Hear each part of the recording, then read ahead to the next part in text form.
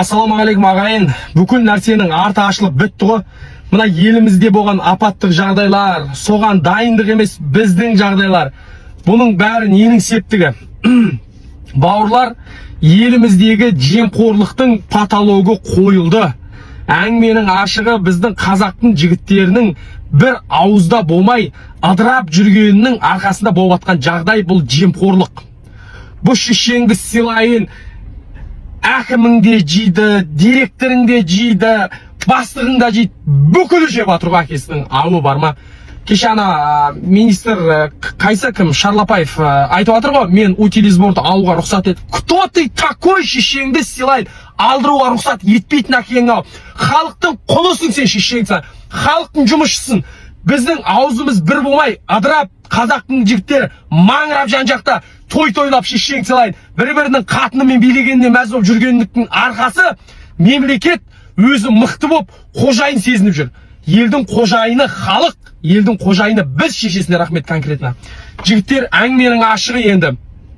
Жылағың келеді, ішің ашынады, бірақ біз жігіттер бір болып, мен шақырмайым көтеріліске, пәленге, түгенге.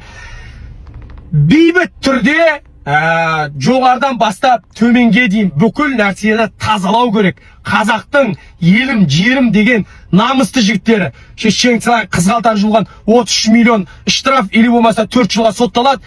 Адам өлтіріп қойған шешеңе рахмет 1 жылға соттай алмай жатыр. Қандай обидный нәрсе? Не деген?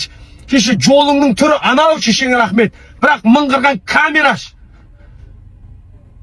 Бауырлар, бізде қазақта бір жігіт шығып сөйлесе, соны қолдағысы келмей, өз алдына бір көке болғысы кеп, өз алдына бір сәке болғысы кеп, әрқайсымыз әр жаққа тарта берсек, ыдырағанымыз ыдыраған. Біздің күшіміз бірлікте екенін осы мына су тасқыны көрсетті. Бәріміз бір боп жұмылып, қандай мысалы көмектестік бауырларымызға, елімізге, жерімізге, қолдан келгенше бүкіл қазақтың жігіттері қызмет етті. Ағайындар, есті жиятын кез келді ау. Бір-бірінің көтін шұқи бермей шешесіне рахмет. Қазақтың жігіттері бірігіп, мықты сес болып, мықты болу керек. Сонда біз мықты мемлекет боламыз.